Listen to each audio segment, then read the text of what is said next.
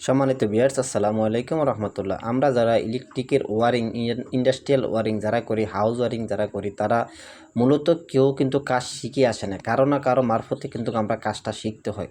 আপনারা হয়তো জানেন, বর্তমান অনলাইন যুগে আমরা কারো না কারো ভিডিও দেখে বা কারো না কারো সাপোর্টে কিন্তু আমরা মোটামুটি কাজগুলো শিখতেছি। তেমনি আমি একজন স্যারকে আমি ফলো করি, তার এই ভিডিও দেখে মূলত আমি ইন্ডাস্ট্রিয়াল ওয়ারিং সম্বন্ধে, মোটর কন্ট্রোলিং সম্বন্ধে কিছুটা হলেও ধারণা আমি নেই।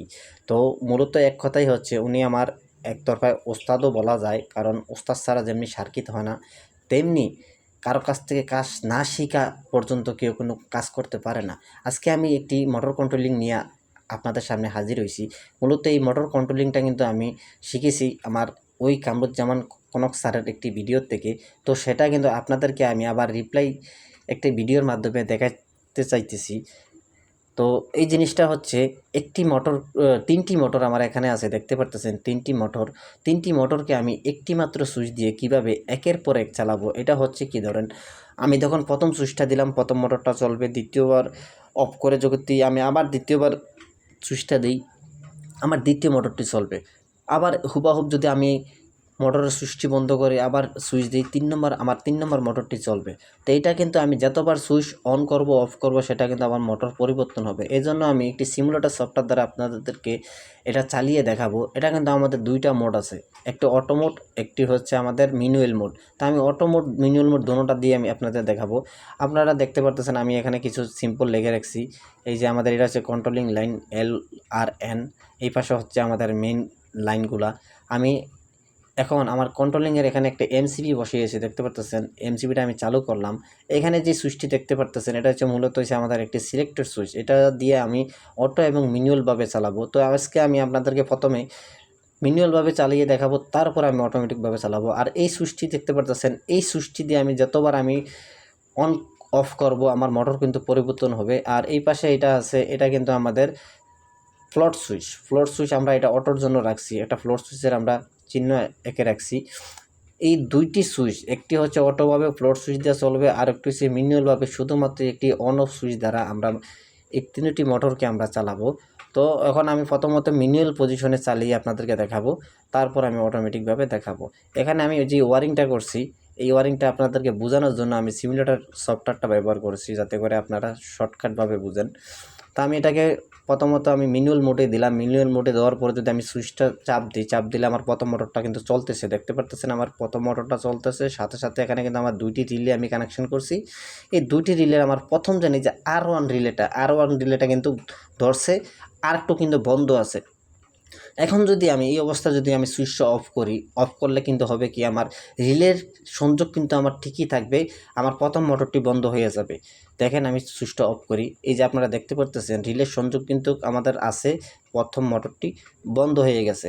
এখন যদি আমি আবারও যদি সুইচটি চাপ দিলে হবে কি, আমার রিলে এক নম্বর রিলেটা বন্ধ হয়ে যাবে, আমার 2 নম্বর মোটরটা কিন্তু চলবে। এই যে দেখতে পারতেছেন আমার 2 নম্বর মোটর কিন্তু রান হয়ে গেছে। আমাদের 1 নম্বর মোটর রিলেটা বন্ধ হয়ে সাথে সাথে 2 নম্বর রিলেটা কিন্তু অ্যাক্টিভ হয়েছে। এখন যদি আমি আবারও যদি সুইচটি বন্ধ করে যদি আবার ওপেন করি, তাহলে হবে কি, আমার যেই দ্বিতীয় যে রিলেটা আছে, দ্বিতীয় রিলেটা কিন্তু বন্ধ হয়ে যাবে, সাথে সাথে আমার 3 নম্বর মোটরটা কিন্তু রানিং হবে। তো আমি আপনাদেরকে সুইচটা আবার একটু বন্ধ করে দেখাই, দেখানোর পরে দেখবেন জিনিসটা আসলে কিভাবে কাজ করে।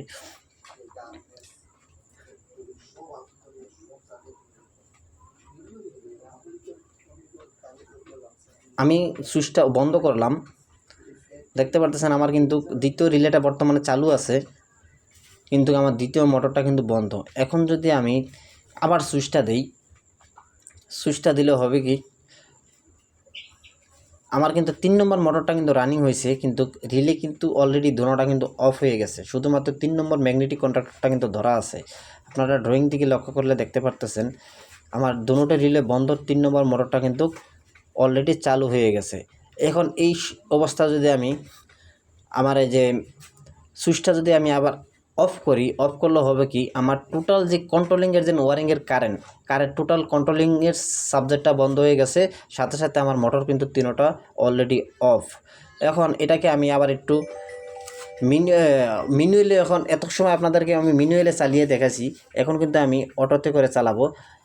অটো চালানোর আগে যে আমি আপনাদেরকে আবারও দেখাইলাম, চতুর্থবার যখন আমি সুইচটা দিলাম আমার কিন্তু আবার 1 নম্বর মোটরটা কিন্তু আবার পুনরায় রানিং হয়েছে। এখানে কিন্তু আমরা বলছিলাম যে একের পর এক কীভাবে সুইচ অন অফ করলে সিরিয়াল মেনটেন করে একের পর এক কীভাবে মোটরটা চালু হবে সেইটা আপনাদেরকে এতক্ষণ দেখিয়েছি। এখন আমি আপনাদেরকে দেখাবো কীভাবে ম্যানুয়াল পজিশনে কাজ করে। ম্যানুয়াল পজিশনে কিন্তু একইভাবেই কাজ করবে, এখানে কোনো ভুল নাই। যখন আমাদের ফ্লোট সুইচটা ট্যাঙ্কির নিচে থাকবে তখন আমার মোটরটা কিন্তু চালু হবে, যখন ফ্লোট সুইচটা ট্যাঙ্কি ভরে যখন পানির উপরে ভাসবে তখন কিন্তু আমাদের মোটরটা অফ হয়ে যাবে। এভাবে যতবার ট্যাঙ্কি খালি হবে মোটর চলবে, ট্যাঙ্কি ভরে গেলে মোটর অফ হয়ে যাবে। সিরিয়াল মেনটেন করে একের পর এক কিন্তু আমাদের মোটর স্টার্ট এবং বন্ধ হবে। তো আমি অটোটা আবার পুনরায়ভাবে চালিয়ে দেখাবো। আমি আবার এটাকে ব্যাক করলাম, ব্যাক করে আমার এই যে মেইন যেই এমসিসিবি আছে দেখতে পারতেছেন, মোটরের এমসিসিবি আমরা কিন্তু মেন গ্রিডের পরে একটা এমসিসিবি দিয়েছিলাম। এমসিসিবিটা আবার চালু করব, সাথে সাথে আমাদের কন্ট্রোলিংয়ের জন্য একটি আমরা এমসিবি যে রাখছিলাম সেই এমটিবি চালু করে দিলাম। এখন আমি এটাকে কিন্তু ম্যানুয়াল অটো পজিশনে দিয়েছি, দেখতে পারতেছেন এই যে কোনার যেটা দেখতে পাচ্ছেন এটা কিন্তু আমাদের ফ্লোট সুইচ।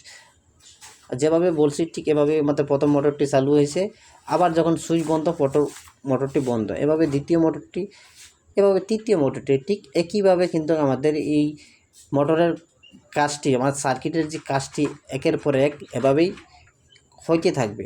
এখানে যেহেতু আমরা টাইমার কিছু ফিট করি নাই, এই জন্য শুধুমাত্র অটো আর ম্যানুয়ালের মাধ্যমে আমাদের মোটরগুলা পুনরায় একের পর এক চলবে। তো বন্ধুরা, আমি যেই ড্রয়িংটা করেছি আশা করি ড্রয়িংটা আপনারা পরিপূর্ণভাবে ক্লিয়ারভাবে বুঝতে পারতেছেন।